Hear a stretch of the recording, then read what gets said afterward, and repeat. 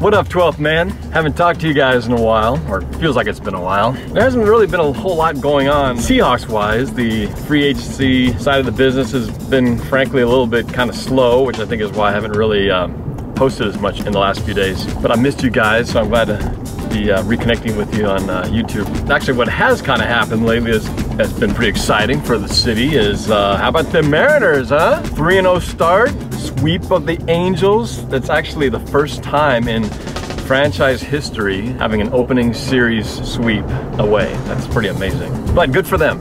You know, I've, like many of us, have lost a bit of their enthusiasm for the Mariners, given that we haven't had a competitive team really since, boy, you gotta look as far back as 2001 since, you know, they've been in the playoffs. It's been a long time. So let's hope this trend continues, but it's only 3 games and, you know, it's a long season, so we'll see how everything plays out.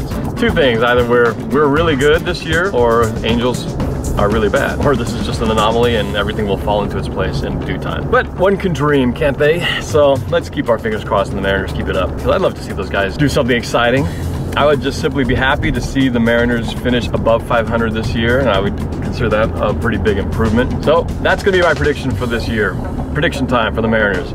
We will finish over 500 this season. It's not exactly going out on a limb or anything, but hey, it's been a while since we've been there, so gotta start someplace. Okay, other free agency news. The big one that Seattle was involved in, of course, was the Deshaun Jackson free agency, and as many of you probably know by now, Deshaun Jackson ended up going to the Washington Redskins. So I never was holding my breath on him. I always thought he was going to demand too much money that Seattle would not have been willing to pay. And sure enough, Redskins paid quite a bit for him. 3 years, $24 million, $16 million guaranteed. Well, he's a heck of a player, and he would have been great to see in the Seattle uniform. Well, actually, I don't know. There was a lot of off-field stuff that I was always concerned about. So I'm not disappointed that he didn't come to us, but we will face the Redskins this year, so we'll see how Jackson fares against the Seahawks. So hopefully we're able to shut those guys down. Anyway, I had thought Deshaun Jackson would have been a good punt returner. You know, he was a heck of a punt returner to replace Golden Tate, but we'll have to see who fills in that role. And I was looking that up. I don't know if you guys knew this, but did you know who the backup punt returner was behind Golden Tate last year? It was Richard Sherman. I had no idea. I thought that was very interesting. So I guess if worse came to worse, he would be the next man up. So I seriously doubt we'd see him doing that, but it would be sure fun to see him on 4th down and 10, seeing Sherman run back there to return the kick. I wonder how he would do. So kind of to recap at this point, we haven't done a whole lot of free agency moves, but we have done a few. Just kind of recapping what the latest is. So we've picked up Phillip Adams, cornerback, who used to be with the Niners back in 2010. He was a rookie with them, and also played a year in New England. Had 4 starts at New England and 2 seasons with Oakland. So we got him.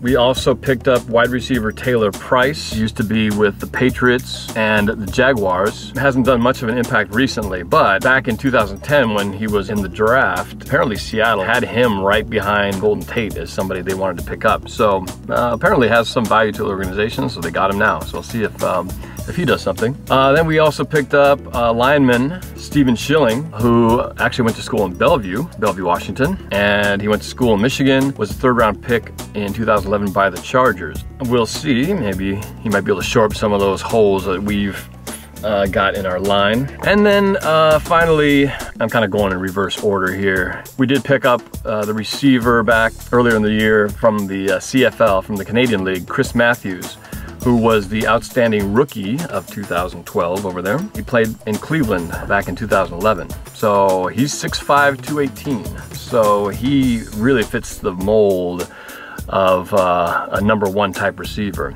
So we'll see. Obviously he's not a real known commodity, but he definitely has the potential to fit that #1 hole should they not pick up Sidney Rice or someone else. So he could be one of those guys fighting for that spot. A few days ago, the members of the Seahawks and the Sounders FC visited Darrington in the community of Oso to help bring a little sunshine and some community help over to those affected by the mudslide over there. Terrible situation, and I mean they're still continuing to try to find those who, I believe there's still at this point 13 people missing. So that was good that they could come out there and, you know, give it a little distraction from what's been happening over there for the past week, lift their spirits a little bit. Russell Wilson, going back to baseball a little bit. This is what happens when there's not much going on in football. We bounce around and talk about these other side subjects. Russell Wilson last night threw out the first pitch for the Texas Rangers at their home opener. I'm curious, does that bother you guys at all? He is a Seattle player for the Seahawks, but does that mean he's breaking some kind of loyalty rule by not supporting the Mariners only? Seems like some people don't like that too much, but you know, he was drafted by the Rangers technically. I've got no problem with it. It's not like he's playing for them, competing against the Mariners or anything like that. He's just doing ceremonial stuff. So I think it's all fine. Just curious if you guys have any problem with that. For me, no big deal. I love Russell. He can do no wrong in my book. He's just getting his face out there, taking advantage of his situation and opportunities as a Super Bowl winning quarterback. That's what happens when you win the Super Bowl. There was some rumor apparently about Kam Chancellor needing some off-season hip surgery. Chancellor seemed to negate all that by saying on Twitter that that was not happening at all. So he's like, huh? What surgery? So hopefully if there is going to be anything needed, it'll be something very minor. Otherwise, he played great this year, and if he plays just the same way, that's all good. We just don't want any of that opening training camp surgery type announcements like we had last year, you know what I'm saying? Let's just not have that, okay? In a later Norblog, I do plan to give my prediction about how I foresee the season going, but I gotta wait. I need to see when these games are happening. We know the opponents, we know where they're playing, but we don't know in what order. To me, that makes a huge difference when you play a team. But I am curious what you think of our opponents who we'll be facing. I think it's a tough schedule. We're gonna be facing at home, Dallas, New York Giants, the Denver Broncos rematch, Oakland, and Green Bay.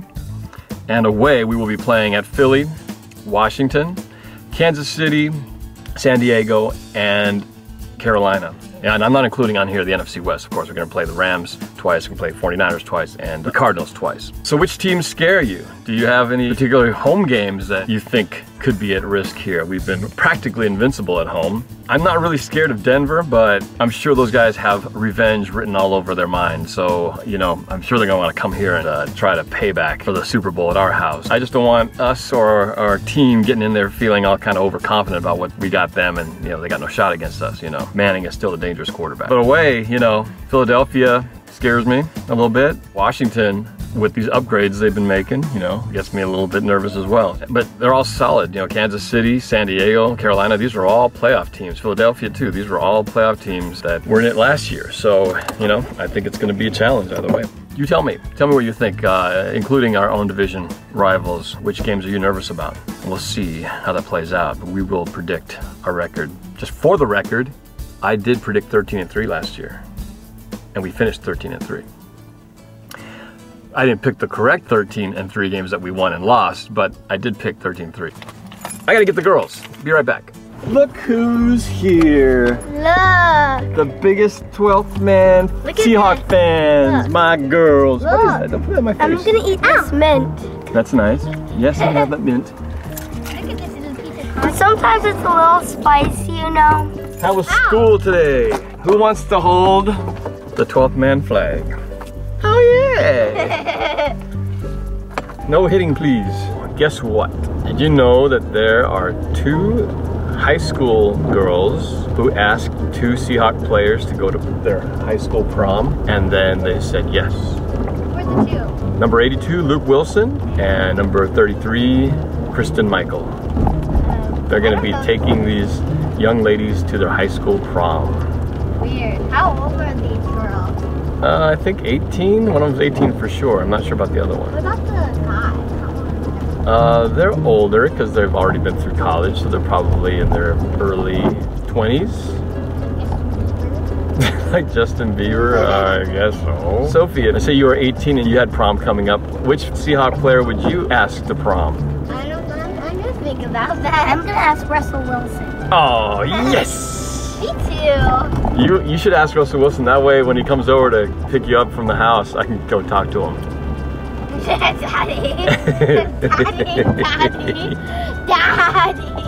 I'd ask Russell Wilson to my prom too. You're a guy. Oh, Is that a problem? Yeah. Guy gets for the guy. Have you ever seen that happen? I haven't personally, but maybe somebody else has. All right. Talk to y'all later. Go Hawks. Seahawks, we are the 12th man. Seahawks, we got your back. Yeah, Seahawks, we got that swag. Yeah, defense, go get that sack. And we will be screaming so loud my ears are ringing. Opponents are for starting like flies, they will be